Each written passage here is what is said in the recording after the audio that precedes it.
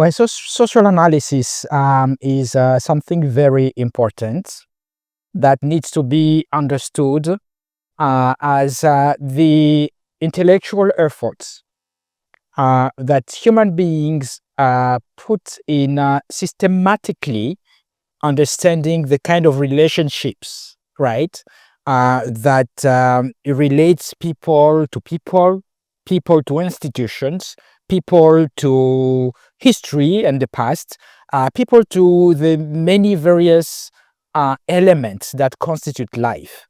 And to show that there is not only correlation, there is also causation, which means as human beings, whatever we grow up to become is a result of those processes through which we went, how much of these institutions and structures shaped our own understanding of life, of values, of morality, of even the problems that we do face.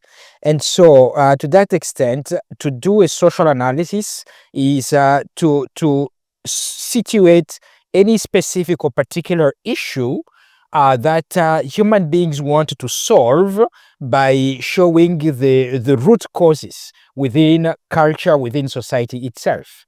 Recently, I mean, a few years ago, I would say, Father Arturo Sosa, who is the General Superior of the Society of Jesus, had a very interesting conversation as the Jesuit worldwide were preparing to celebrate the 500th anniversary of the conversion of St. Ignatius of Loyola in 2021. And so in that moment, Father Sosa gave an interview.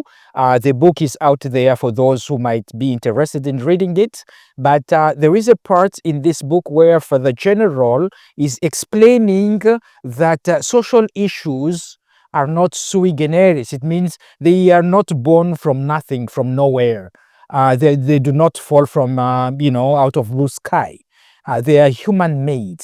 And for that reason, for that perspective, when we study, we try to understand the root causes of those problems so that we can begin also as human beings who are actors in history and society to craft solutions and to bring an impact or to imagine, to project actions that will have a change or influence the change that we want to see happen within history, within our institutions, within which we live. So that is the role really of social analysis. It's simply to say we need to put things in context, historical context, in political context, in cultural context, in spiritual context, so that we see how problems that we do face can be resolved in a systematic way to bring about a better,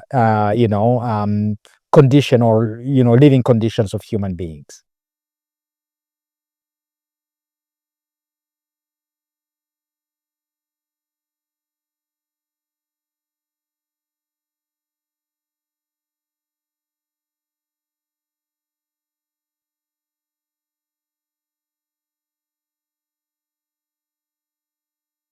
Yes, that's an important question as well.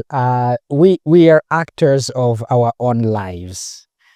To practice social analysis is important, but let me say straightforward, it is not enough, right?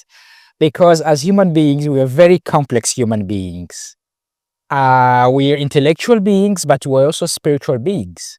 And so the moment we do a critical analysis of issues in society, in the community, we're trying to understand them, but we can understand them from a human perspective. We have to know that maybe, the psalmist will tell you, unless we build the house with the Lord, we are toiling in vain. So unless we also listen to the heart, and that is why at the beginning I was talking about the Jesuit tradition of discernment. It means, where do we find God in the midst of all of this? How is God being like, the origin and the goal, the aim, the achievement, of all of this? So once we bring that element of godliness in every effort that we try to undertake, then we know that we are beginning to bring about solutions that will be lasting, that will not be ideologically bent. Think our problems, but also to think the solutions that we want to propose to our problems. We were given a heart to feel, right? So that we can feel the pains of others, we can feel the maybe, how we want to, which kind of world we wanted to hand over to the next generation. And so we are not becoming like robot or machines that will be just bringing technical solutions to problems that are much complex and that deserve also the moral, spiritual component to them. So just to come back to the question, everyday life requires us to take a hindsight from the issues and problems that we face, be calm, and not react from simply the emotional side of it.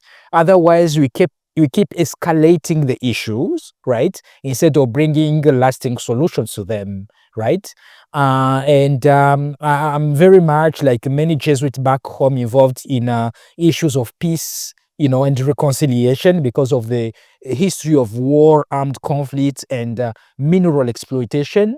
So we really, really invite our leaders, our political leaders, religious leaders to just come together and think.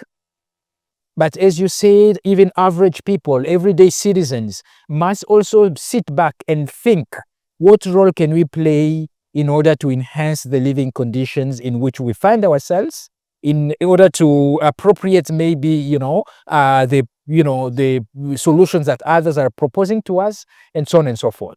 So just to say, average people, what we teach even, to young people in our retreat centers, in our high schools, in our apostolate and ministries, just that Ignatian spirituality examen, is already a critical thinking. It is already a social analysis, because I am trying to understand the situation within which I evolve, I live, I interact with others, but adding the component of where do I find God in all of this? And what is God asking of me in all of this? How can I react in a godly manner in all of this? So it is that awareness we try to build, in everyday movement, meeting others, interacting with others, addressing their situation and problems. All of that is part of that critical thinking, critical analysis, social analysis, but doubled with the spiritual component, because we are also spiritual human beings.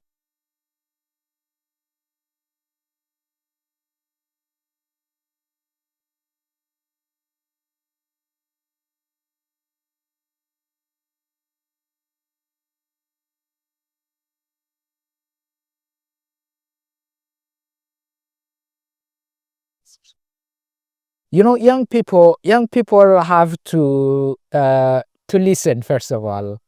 I also come from this culture where elderly people are honored and respected, because we believe that they may not have been to school. School is not the only way of acquiring knowledge. There is so much knowledge that people gain by experience. And because they have walked this path, they may know where the ambushes are, and they may warn those who are coming after to avoid those ambushes, or obstacles or hindrances. And so that part of listening, to the elders remains a critical, really important, for the young people.